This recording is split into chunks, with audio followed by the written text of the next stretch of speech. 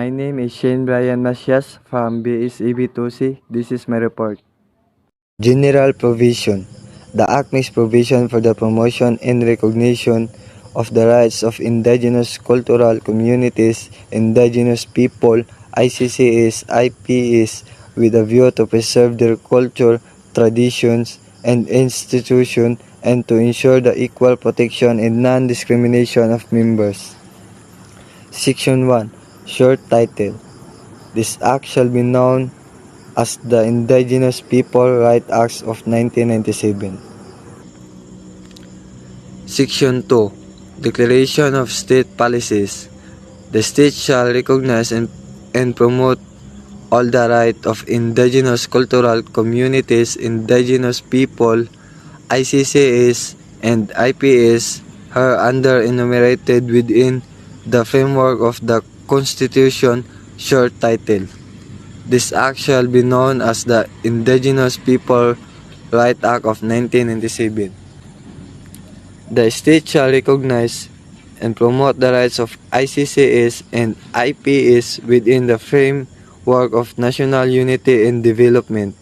The state shall protect the rights of ICCs and IPs to their ancestral domains to ensure their economic, social, and cultural well-being, and shall recognize the applicability of customary laws governing property rights or relation in determining the ownership and extent of ancestral domain. The state shall recognize, respect, and protect the rights of ICCs and IPs to preserve and develop their cultures, traditions, and institutions. It shall consider this right in the formulation of national laws and policies. The state shall guarantee that members of the ICCs and IPs, regardless of sex, shall equally enjoy the full measure of human rights and freedom without distinction or discrimination. The state shall take measures with the participation of the ICCs and IPs concerned to protect their right and guarantee respect for their cultural integrity, and to ensure that members of the ICCs and IPs benefit on an equal footing from the rights and opportunities which national laws and regulation grant to other members of the population. The state recognizes its obligation to respond to the strong expression of the ICCs and IPs for cultural integrity by assuring maximum ICC and IP participation in the direction of education, health, as well as other service of ICCs and IPs in order to render such service more responsive to the needs and desires of these communities.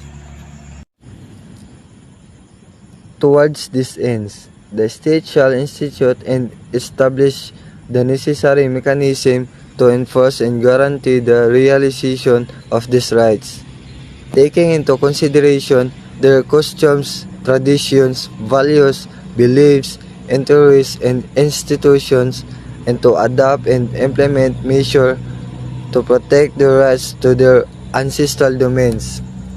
So, the state shall recognize and promote all the rights of indigenous cultural communities, indigenous peoples, ICCs, and IPs hereunder enumerated within the framework of the Constitution.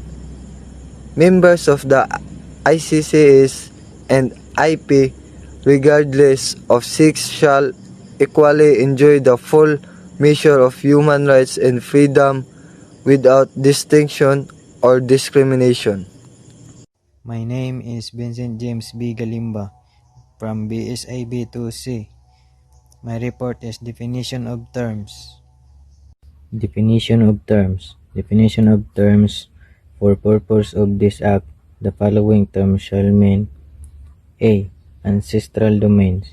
Subject to Section 56 Europe refers to all areas generally belonging to ICCS IPs comprising lands, inlands, water, coastal areas, and natural resources therein held under a claim of ownership, occupied or possessed by ICCS IPs by themselves or through their ancestors, communally or individually since time immemorial, continuously to the present except when interrupted by war, force majeure, or displacement by force, deceit, stealth, or as consequence of government projects or any other voluntary dealings entered into by government and private individuals, corporations, and which are necessarily to ensure their economic, social, and cultural welfare.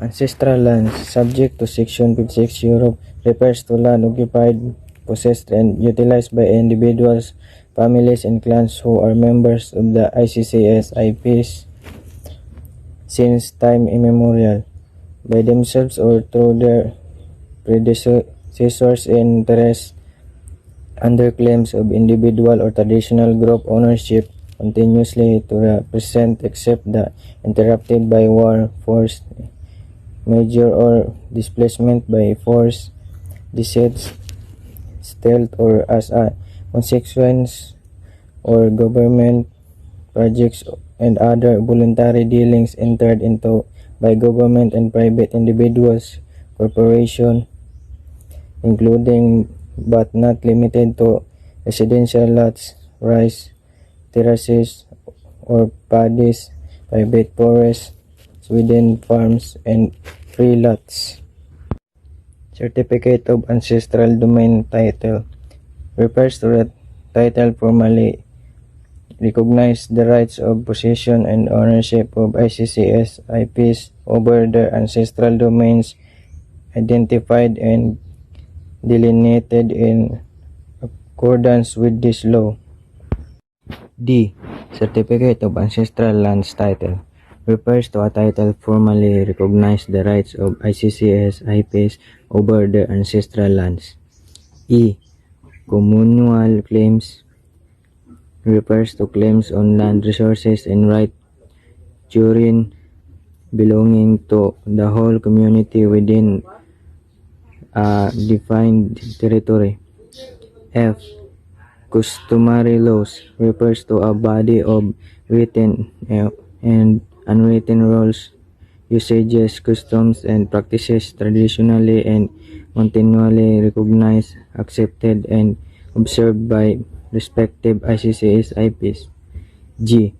Free and prior informed consent as used in this act shall mean the consensus of all members of the ICCS IPs to be determined in accordance with their respective customary laws and practices, free from any external manipulation, interference, and coercion, and obtained after fully disclosing the intent and scope of the activity in a language of and processes understandable to the community. H. Indigenous cultural communities, indigenous peoples, refers to a group of people or homogeneous societies identified by self-ascription and ascription by others, who have continuously lived as organized community on communally bounded and defined territory, and who have under claims of ownership since time immemorial occupied, possesses, and utilize such territories, sharing common bands of language, customs, traditions, and other distinctive cultural traits, or who have, through resistance to political, social, and cultural inroads of colonization, non-indigenous religions and cultures, became historically differentiated from the majority of Filipinos. I. Indigenous political structures refers to organizational and cultural leadership systems institutions, relationships, patterns, and processes of decision-making and participation identified by ICC's IPS, such as, but not limited to, Council of Elders, Council of Tamwais, Budong Holders, or any other tribunal or body of similar nature. J. Individual claims refers to the claims on land and rights therein which have been developed to individuals, families, and clans, including but not limited to residential lots, rice terraces, or paddies and tree lots. K. National Commission on Indigenous People (NCIP) refers to the office created under this Act, which shall be under the office of the President, and which shall be the primary government agency responsible for the formulation and implementation of policies, plans, and programs to recognize, protect, and promote the rights of ICCS IPs. L. Native Title refers to pre-conquest rights of lands and domains which, as far back as memory reaches, have been held under a claim of private ownership by ICCS IPs, have never been public land, and are thus indisputably presumed to have been held way since before the Spanish conquest. M. Non-government organization refers to a private, non-profit voluntary organization that has been organized primarily for the delivery of various services to the ICCS IPs and has an established track record for effectiveness and acceptability in the community where it serves. N. People's organization refers to a private, non-profit, voluntary organization of members of an ICC IP which is accepted as representative of such ICCS IPs. O. Sustainable Traditional Resources Rights refers to the rights of ICCS IPs to sustainable use, management, protect, and conserve land, air, water, and minerals, plants, animals, and other organisms, collecting fishes and hunting grounds, sacred sites, and other areas of economic, ceremonial, and aesthetic value in accordance with the indigenous knowledge, beliefs, systems, and practices. P. Time immemorial refers to a period of time when, as far back as memory can go, certain ICCS IPs are known to have occupied, possessed, in the conscience of owner, and utilized a defined territory devolved to them by operation of customary law inherited from their ancestors in accordance with their customs and traditions. Good day, everyone. My name is Julia Blazor, and today I will talk about the rights to ancestral domain. What are the rights to ancestral domain? Number 1. Of ownership. This includes lands, bodies of water, traditionally and naturally occupied by ICC's IPs, sacred places, traditional hunting and fishing ground, and all improvements made by them at any time within the domains. Number 2 is to develop. Control and use lands and natural resources. This includes the rights to negotiate the terms and conditions for the exploration of natural resources in the areas for the purpose of ensuring ecological, environmental protection, and the conservation measures pursuant to national and customary laws. Sir, good afternoon, classmates. My name is Roselyn Itoli, presenting my reports about right to self-governance.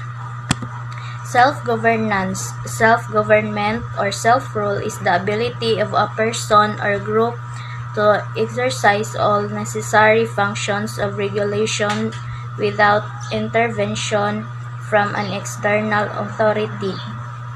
It may refer to personal conduct or to any form of institution such as family, units, social groups, affinity groups, legal bodies, industry bodies, religions, and political entities of various degree.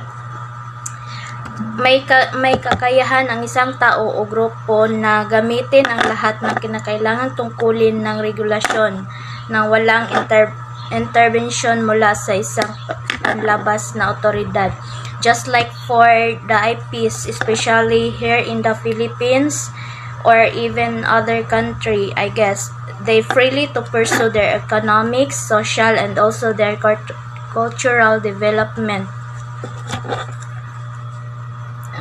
Self-governance is closely related to various philosophical and socio-political concepts such as autonomy, independence, self-control, self-discipline, and sovereignty.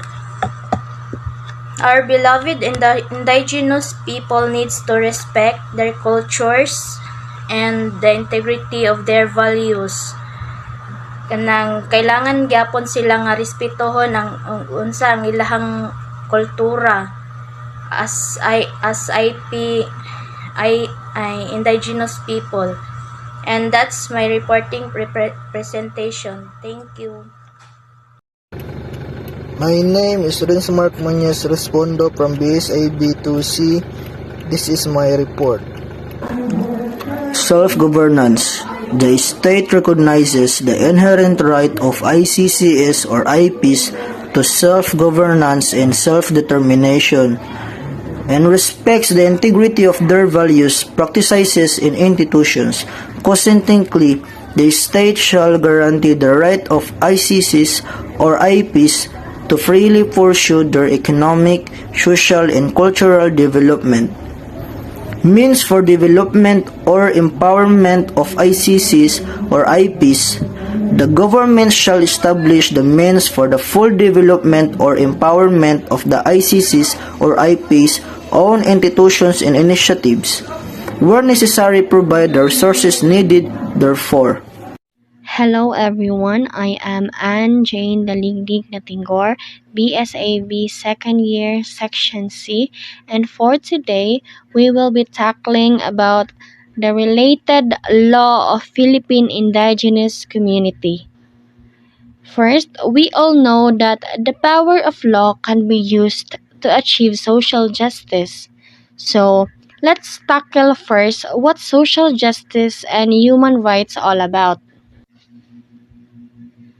Social justice is all about working towards a more equal society.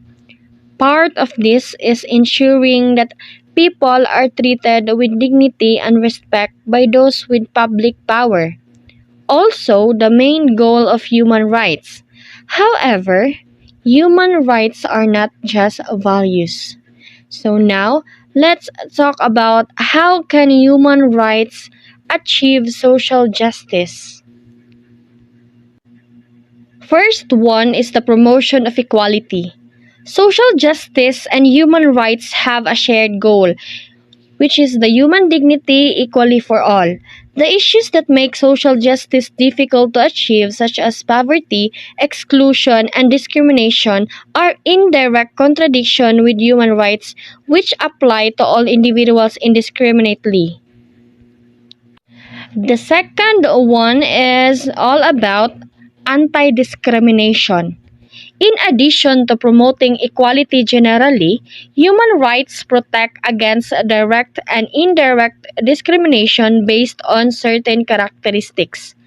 In Article 14 of the ECHR, ensures that no one may be discriminated against because of their sex, race, religion, political opinion, sexual orientation, or nationality in exercising their rights. The third one is the welfare system. Human rights are part of this safety net. When a family were rehoused, the accommodation which the state provided was not adapted for the needs of a disabled member of the family. This was a violation of her human right to family and private life. The fourth one is the employment rights. Equal distribution of wealth is a cornerstone of social justice. Rights Info has previously explored why human rights are essential for tackling poverty.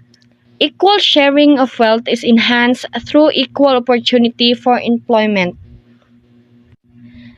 The last one is all about the government accountability. Human rights provide a legal framework that allows individuals to hold government to account and requires the state to create conditions necessary for the achievement of social justice. Good day everyone, I am John Warren Julagon and I am going to report about cultural integrity. Cultural integrity is the act of respecting and upholding the ownership of objects, customs, and knowledge that are unique to a particular culture or community. The term cultural integrity refers to all the moral principles required to cultivate life and to lead a spontaneous evolutionary life. Happiness, prosperity, and harmony are the outcomes of maintaining cultural integrity, as is total imperviousness to any unsettling influences from the outside. Therefore, the nation's invincibility is built on a foundation of cultural integrity. There are 18 sections of cultural integrity. Section number 1. Constitutional and legal framework. The state shall take measures to protect the rights of ICC IPs and their descendants to preserve and develop their cultures, traditions, and institutions. They shall benefit on an equal footing from the rights and opportunities which national laws and regulations grant to their other members of the population. Section number 2. Conceptual framework of cultural integrity. A specific ICC IP community adherence to its customs, religious belief, traditions, indigenous knowledge systems, and practices, as well as its right to assert its character and identity as a people, is referred to as maintaining cultural integrity. Section number 3. Right to cultural integrity. Indigenous peoples have the following rights to maintain their cultural integrity. The preservation of indigenous institutions, traditions, and culture. The authority to create and manage educational and learning systems. Understanding cultural diversity. The rights to one's name, identity, and past. Rights to collective intellectual property. Preservation of religious, cultural, and rituals. The right to maintain indigenous spiritual practices, and more. Section number 4. Protection of indigenous cultures, traditions, and institutions. The NCIP, in its coordinative rule, and through the IP desk of government line agencies, particularly with the National Economic and Development Authority, Department of Trade and Industry, Department of Tourism, Department of Justice, Department of Education, Culture and Sports, Commission on Higher Education, National Commission for the Culture and the Arts, and other government agencies or instrumentalities shall ensure that the ICC IP's culture, traditions, and institutions are considered in the formulation and application of said agencies' national programs, plans, and policies. Section number 5. Right to establish and control educational and learning systems. To enable the ICC's IPs to exercise the right to establish the controls their educational systems and institutions. Section number 6. Recognition of cultural diversity. The NCIP will make sure that all forms of education, public information, public services, and cultural exchange programs appropriately reflect the dignity and diversity of the indigenous peoples, cultures, traditions, histories, and aspirations. This will be done in a coordination with the relevant government line agencies. Section number 7. Recognition of customary laws and practices governing civil relations. Marriage must be protected as an untouchable social institution. The validity of marriages performed in accordance with customary laws, rights, traditions, and practices shall be acknowledged. Section number 8. Right to a name, identity, and history. A person's fundamental right to their name and a people's right to their history must be acknowledged and respected. Section number 9. Protection of community intellectual property. The ICCIPs have the right to own, control, develop, and protect the following: the past, present, and future manifestation of their cultures, science, and technology. Section number 10. Protection of religious, cultural sites and ceremonies. The initiatives of indigenous peoples to establish museums or centers shall be supported financially and technically by the government. Section number 11. Right to indigenous spiritual belief and traditions. To ensure that the indigenous sacred places, including burial sites, are preserved, respected, and protected, the ICCIPs shall regulate access to these sacred sites. Section number 12. Protection of indigenous sacred places.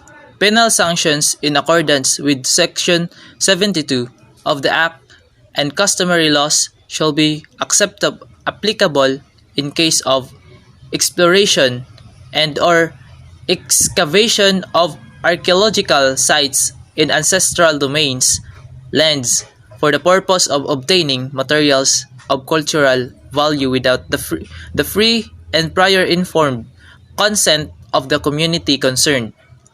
Section number 13. Right to indigenous knowledge, systems, and practices, and to develop own sciences and technologies.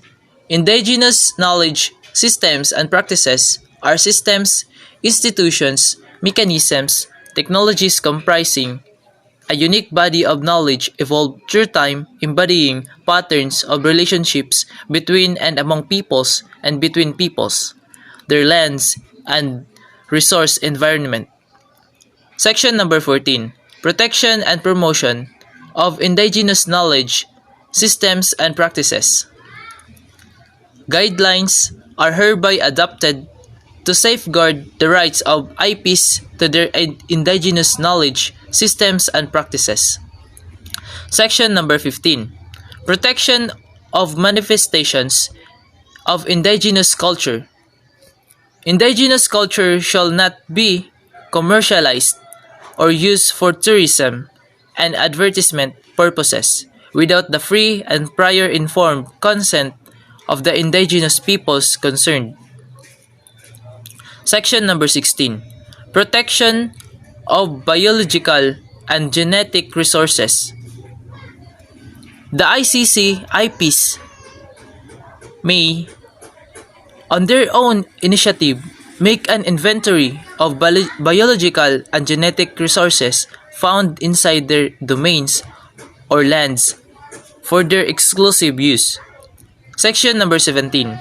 Agro-technological development.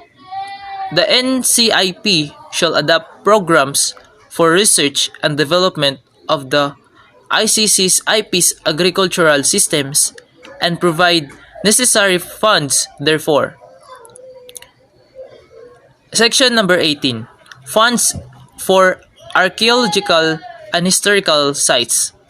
For this purpose, the NCIP shall take the necessary steps to ascertain that these funds are transferred to the communities concerned. Hi everyone, my name is Crystal Claire C. Caminadi. My topic is delineation and recognition of ancestral domains. Self-delineation shall be the guiding principle in the identification and delineation of ancestral domains. As such, the ICCs or IPs concerned shall have a decisive role in all the activities pertinent thereto. So the sworn statement of the elders as to the scope of the territories and agreements or pacts made with neighboring ICCs or IPs, if any, will be essential to the determination of these traditional territories. The government shall take the necessary steps to identify lands which the ICCs or IPs concerned traditionally occupy and guarantee effective protection of their rights of ownership and possession thereto. Also, measures shall be taken in appropriate cases to safeguard the right of the ICCs or IPs concerned to land which may no longer be exclusively occupied by them, but to which they have traditionally had access for their subsistence and traditional activities, particularly of ICCs or IPs who are still nomadic and or shifting cultivators. Certificate of Ancestral Domain Title, a CAD, refers to a title formally recognizing the rights of possession and ownership of IPs over their ancestral domains identified and delineated in accordance with this law. Certificate of Ancestral Land Title, a CALT, refers to a title formally recognizing the rights of IPs over their ancestral lands. So what is delineation process? The identification and delineation of ancestral domains. It shall be done in accordance with the following procedures. A. Ancestral domains delineated prior to this Act. The provisions hereunder shall not apply to ancestral domains or lands already delineated according to DENR Administrative Order No. 2 Series of 1993, nor to ancestral lands and domains delineated under any other community or ancestral domain program prior to the enactment of this law. ICCs, IPs whose ancestral lands or domains were officially delineated prior to the enactment of this law shall have the right to apply for the issuance of a certificate of ancestral domain title CAD over the area without going through the process outlined hereunder. B. Petition for delineation. The process of delineating a specific perimeter may be initiated by the NSIP with the consent of the ICC or IP concerned, or through a petition for delineation filed with the NSIP by a majority of the members of the ICCs or IPs. C. Delineation proper. The official delineation of ancestral domain boundaries, including census of all community members therein, shall be immediately undertaken by the Ancestral Domains Office upon filing of the application by the ICCs or IPs concerned. Delineation will be done in coordination with the community concerned and shall at all times include genuine involvement and participation by the members of the communities concerned. D. Proof required. Proof of ancestral domain claims shall include the testimony of elders or community under oath and other documents directly or indirectly attesting to the possession or occupation of the area since time immemorial by such ICCs or IPs and the concept of owners.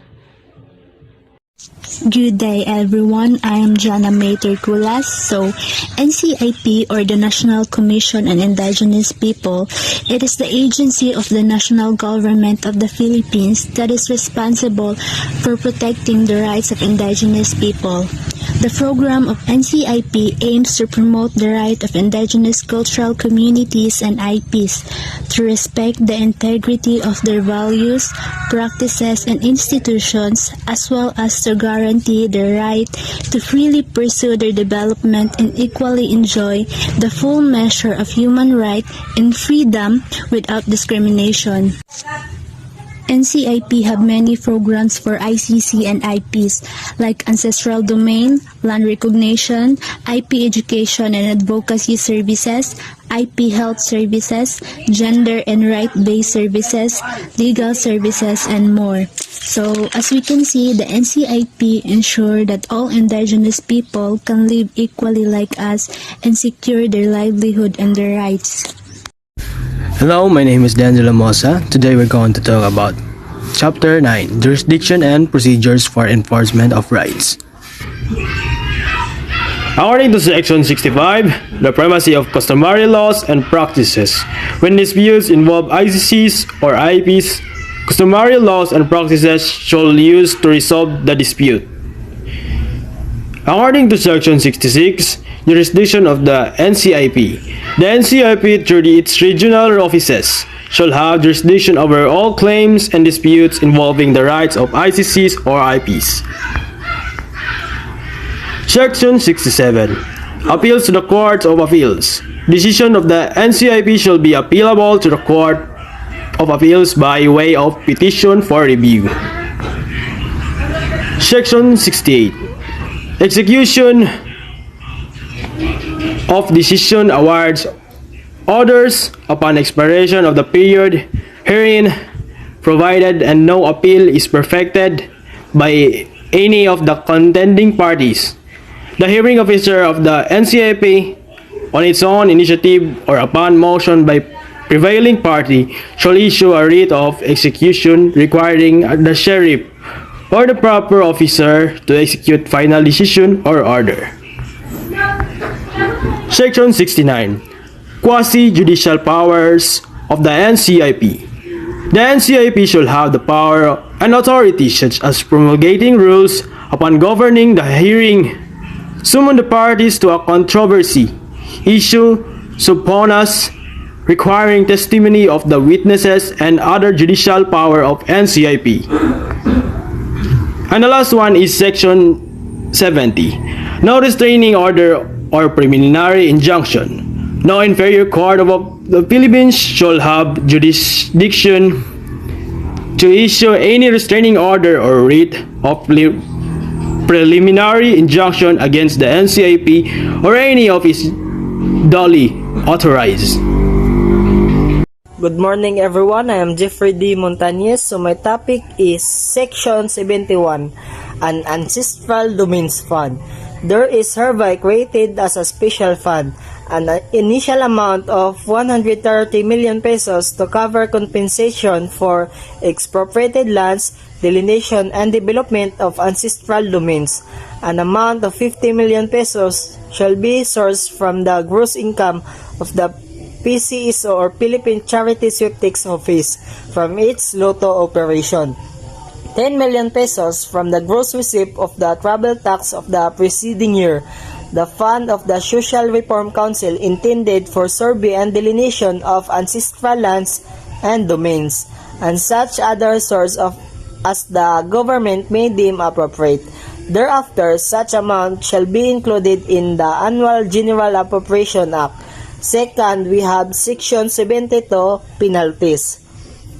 Any person who commits violation of any of the provisions of this act, such as but not limited to unauthorized and or unlawful intrusion upon any ancestral lands or domains as stated in Section 10, Chapter 3, or shall commit any of the prohibited acts mentioned in Section 21 and 24, Chapter 5, Section 33. Chapter 6 hereof shall be punished in accordance with the customary laws of the ICCs and IPs concerned, provided that no such penalty shall be cruel, degrading, or inhuman punishment, provided further that neither shall the death penalty or excessive fines must be imposed. Good day everyone, I am John Alfred C. Churica. My topic is all about Office for Northern Cultural Communities. What is Office for Northern Cultural Communities? An act to recognize, protect, and promote the rights of indigenous cultural communities, indigenous people, creating a national commission on indigenous people, implementing mechanism, appropriating funds therefore and for other purposes.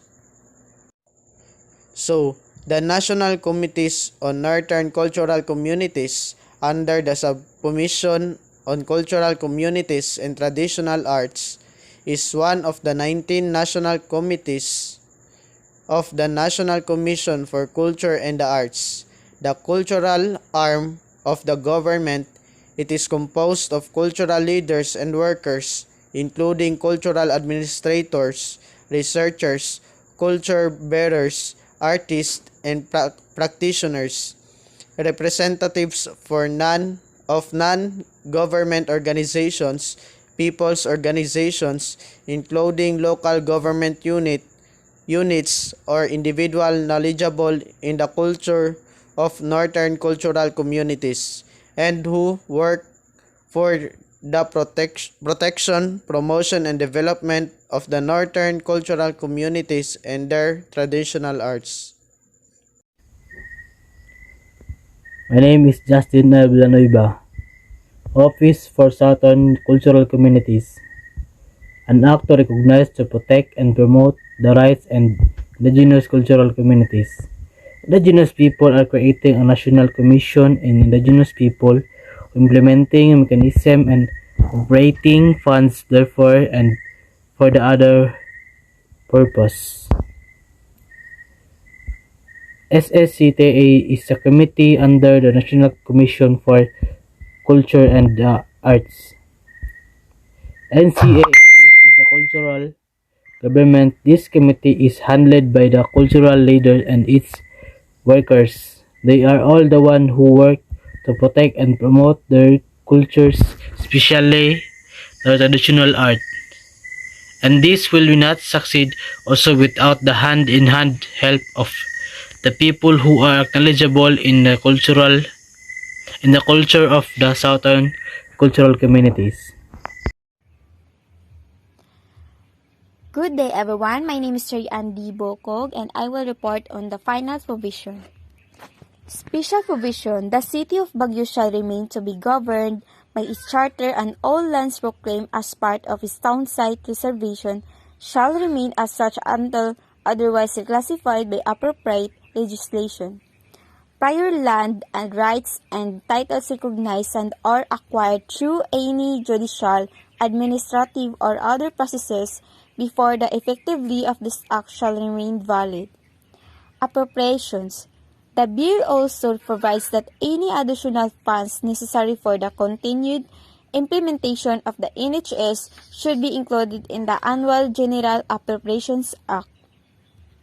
Implementing rules and regulations.